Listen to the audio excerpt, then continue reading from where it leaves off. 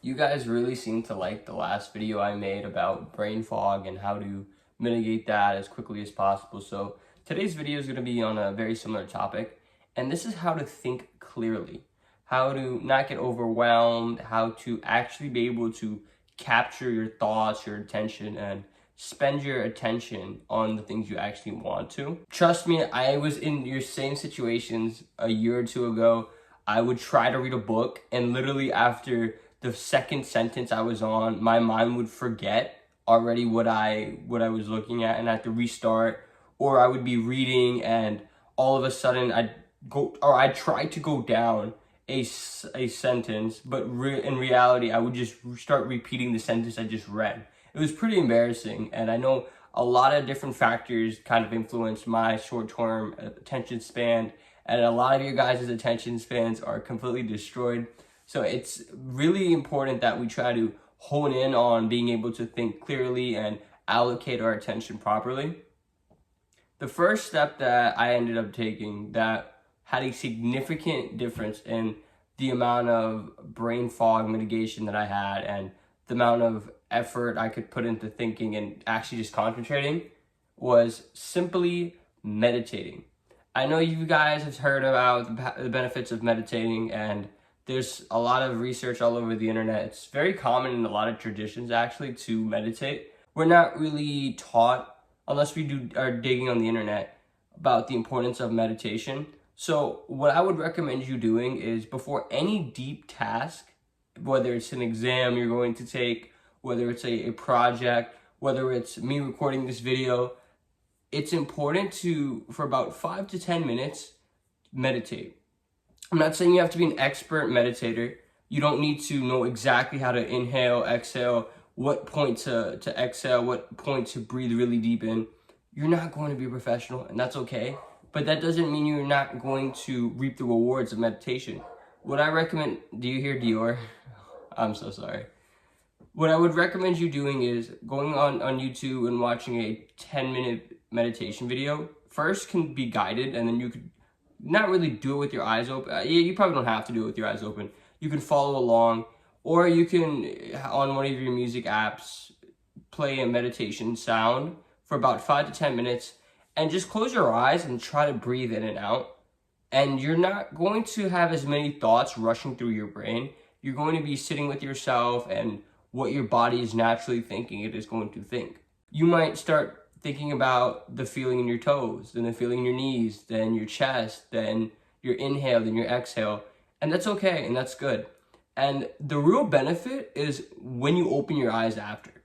You're going to feel completely rejuvenated. Your mind is going to feel freshly clean, freshly renovated, has a lot more storage, a lot more memory for you to fill it with, and you're going to be a lot more locked in on what you have to say.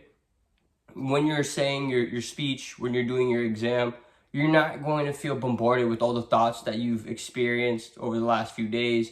You won't be wondering about that one message you sent to the group chat. You won't be worrying about the one mean thing that you read on social media. There's all the things that you were so flustered about, they're not going to feel like they matter anymore. You're just going to feel completely recharged and have the ability to focus in on what you need to. The next very important exercise, or the very next important thing that you need to do to mitigate any sort of mental destruction, is to not be eating carbs in the morning. You cannot have super carb heavy diets. By eliminating this alone, I've noticed a huge difference in the way I'm able to think and the way I'm able to stay energized throughout the day. For breakfast, I'm not saying you have to just eat oxygen or just literally drink a glass of water and that's your breakfast.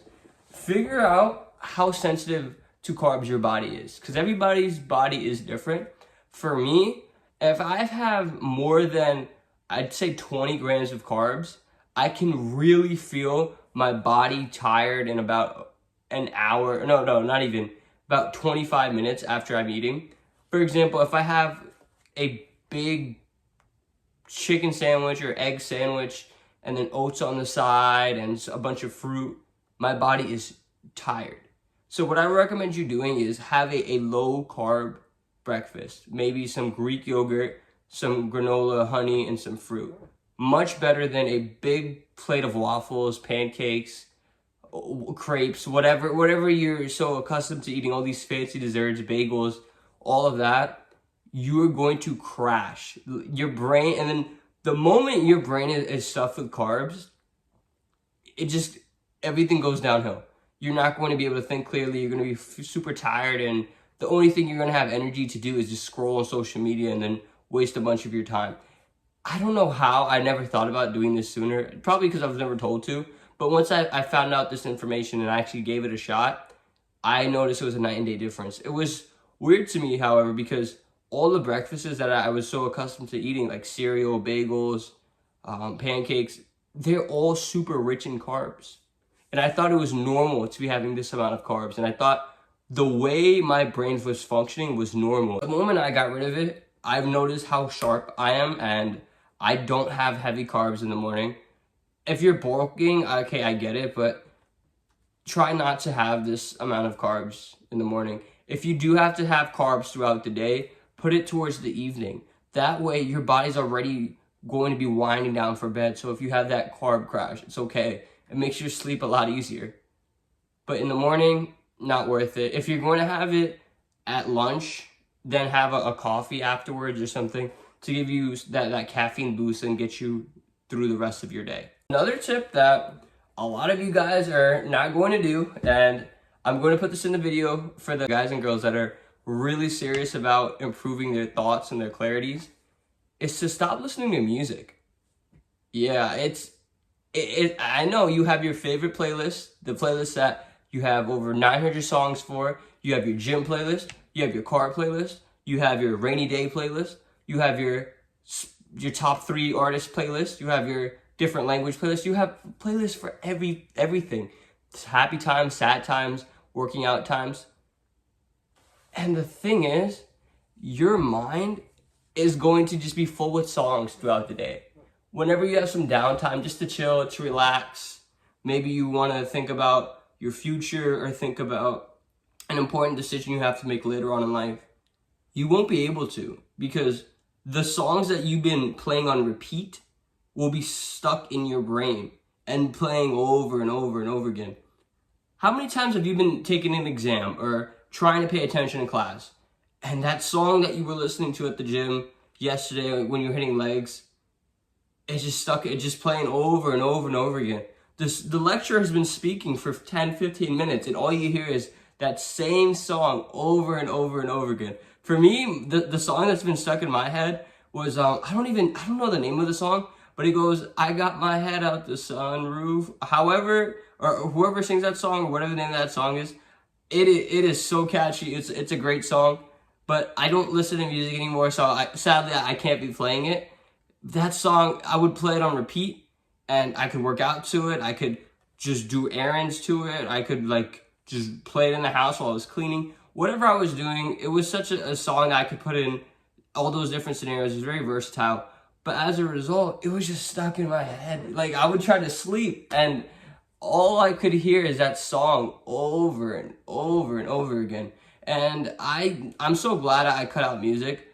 But the thing with music is you can't 100% cut it out, because let's say you go to a venue, you go to the clothing store, you go anywhere, they're playing soft music, or they might play a harder type of music depending on where you're going. So if it's in a social setting, that's fine, and don't really beat yourself up over that. But anytime you can control whether you're listening to music or not, the best thing you can do is just completely get rid of it. So in the car, no music. On the gym, no music. I know you gym bros are mad. I know you gym girls are mad, but it is going to make a huge difference. If you really have to listen to music at the gym, which in my opinion, if you are going to listen to music, it should just be at the gym, because I see the ROI on it. But if you are listening to music at the gym, just listen to instrumentals. So then you can just have the beat playing, and you don't have to get influenced by what people are saying. You won't have the lyrics stuck in your head. It's much more difficult to have a certain beat stuck in your mind, whereas beats plus a lyric makes it super catchy, ad-libs and all of that. That is more likely to get stuck in your head and kind of interfere with your clarity and your thought process. If you want, you can go to the gym, play those instrumentals of your favorite songs or instrumentals of just any popular songs. And that might give you 80% of the result or 80% of the satisfaction that you get from listening to music. Start by doing music only at the gym. And then once you get comfortable with that, do only instrumental music. And then after that, just stop bringing your headphones to the gym. And I promise you, you will not be listening to music. I hope these tips are helpful for you guys. And if there's any other videos you'd like to see from me, please let me know. I'd be more than happy to make them for you guys.